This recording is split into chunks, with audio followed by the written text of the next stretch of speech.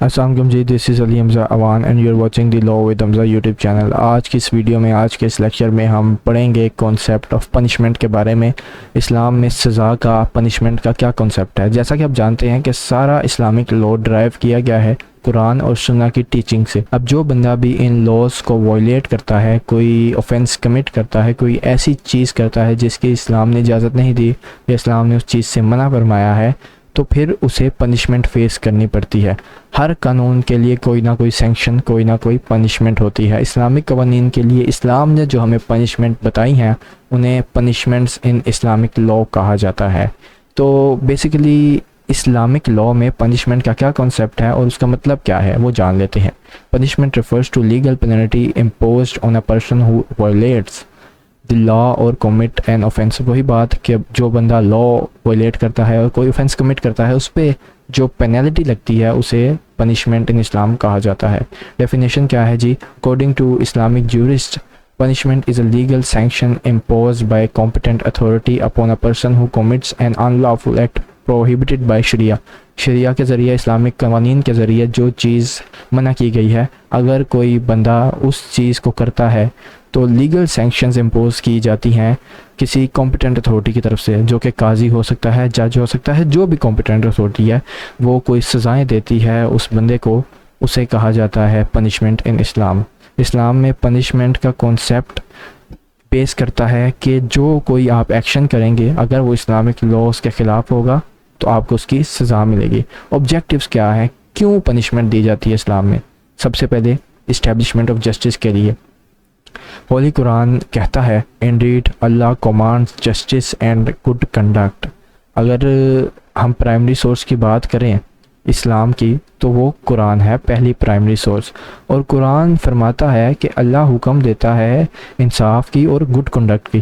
تو جو لوگ انصاف نہیں کرتے، جو لوگ گڈ کنڈکٹ نہیں کرتے، جو لوگ اسلامک پرنسپلز کو، اسلامک ویلیوز کو نہیں فالو کرتے، ان کو پھر سزا دی جاتی ہے۔ تو جسٹس اسٹیبلش کرنے کے لیے پرائمری مقصد ہے پنشمنٹ کا کہ جسٹس اسٹیبلش کیا جائے۔ اس کے بعد ڈیٹرنس، لوگوں کو ڈسکریج کیا جائے کہ وہ غلط کام نہ کریں، ان کو ڈرایا جائے کہ اگر وہ کرائم کمٹ کریں گے تو انہیں سزا ملے گی۔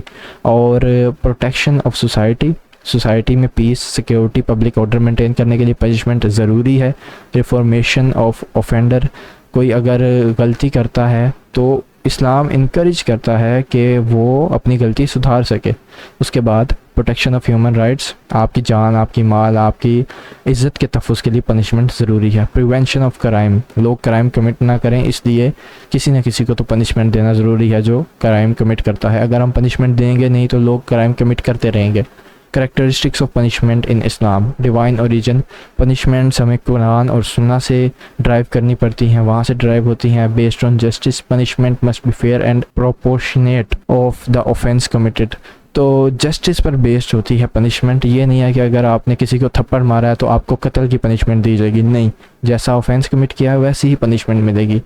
اس کے علاوہ ایکویلٹی بیفور لا، قانون کی نظر میں ہر بندہ برابر ہے، تو ایکول سمجھا جائے گا۔ امیر کے لیے الگ نظام، غریب کے لیے الگ نظام، ویسا نہیں ہوگا۔ پروٹیکشن اگینسٹ رانگ فل کنوکشن، اگر کسی کو غلط سزا دی جاتی ہے تو اسلام اس چیز سے منع کرتا ہے کہ جو جرم اس نے کیا ہے صرف اس کی سزا اسے ملے، اگر وہ جرم نہیں کیا اس نے اور وہ بے قصور ہے تو اسے کوئی سزا نہ ملے۔ Mercy and compassion, Islam encourages forgiveness and repentance when ever possible. تو اسلام میں بعض اوقات ایسی بھی سزائیں معاف کر دی جاتی ہیں جب بندہ معافی مانگ لیتا ہے، کیونکہ اسلام مرسی، معاف کرنے کو انکریج کرتا ہے۔ تو اگر دو بندوں میں آپس میں کوئی معاملہ ہوا ہے اور ایک بندہ معاف کرنا چاہے تو اسلام اس کو انکریج کرتا ہے۔ ضروری نہیں کہ سزا ہی دینی ہے، معافی بھی دی جا سکتی ہے۔ Individual responsibility, no person can be punished for the crime of another، باپ کے جرم کی سزا بیٹے کو نہیں مل سکتی، ٹھیک ہے، یہ کانسیپٹ ہے۔ قرآن کہتا ہے no bearer of burdens shall bear the burden of another، کسی بندے کو کسی دوسرے کی سزا نہیں ملنی چاہیے۔ قرآنک جو پنشمنٹ ہم ڈرائیو کرتے ہیں اسلام سے، اس کا بیسک کانسیپٹ ہے۔ اس کے بعد ٹائپس آف پنشمنٹ ان اسلام کیا ہے؟ حدود پنشمنٹ، حدود کہتے ہیں جی اسلامک لا کو اسٹرکٹ رولز اینڈ آرڈرز جو کہ قرآن کی جانب سے فکس کیے گئے ہیں کہ اگر کسی بندے نے ایسا اوفینس کمٹ کیا ہے تو اسے یہ سزا ملنے گی، یہ قرآن میں لکھا ہے۔ جیسے کہ اگر کوئی بندہ چوری کرتا ہے تو اسلامک لاز ہمیں کہتے ہیں کہ جی اس کے ہاتھ کاٹ دو، تو اسے کہا جائے گا حدود یعنی اسٹرکٹ پنشمنٹ جو کہ قرآن اور سنہ ہمیں بتاتا ہے. اس کے بعد قصاص اینڈ دیت. یہ پنشمنٹ یوز ہوتی ہیں اگر کسی کو قتل کر دیا جائے.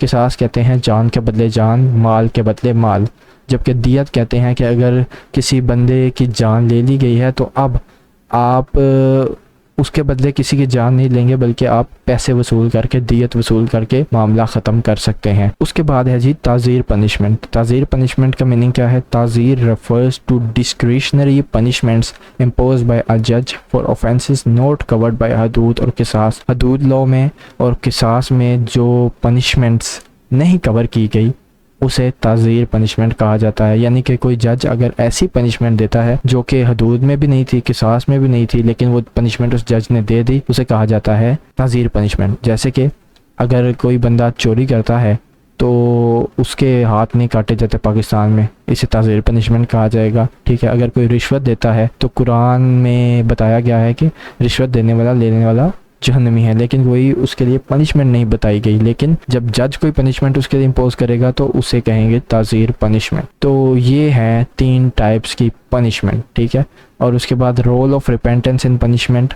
اسلام اسٹرانگلی انکریجز ریپینٹنس، توبہ.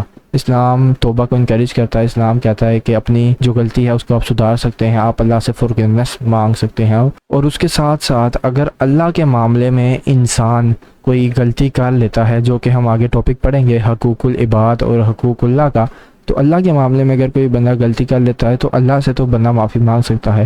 لیکن انسانوں کے معاملے میں اگر کوئی بندہ غلطی کرتا ہے تو جب تک وہ انسان معاف نہیں کرے گا تو تب تک گناہ کرنے والے بندے کو کوئی معافی نہیں دی جاتی. تو یہ ہے کانسیپٹ پنشمنٹ کا اسلام میں. آئی ہوپ سو آپ کو یہ ویڈیو، یہ لیکچر اچھا لگا ہوگا. میں ملتا ہوں آپ سے نیکسٹ ویڈیو میں کسی نئے ٹاپک کے ساتھ. تب تک کے لیے اپنا خیال رکھیے گا. اللہ حافظ.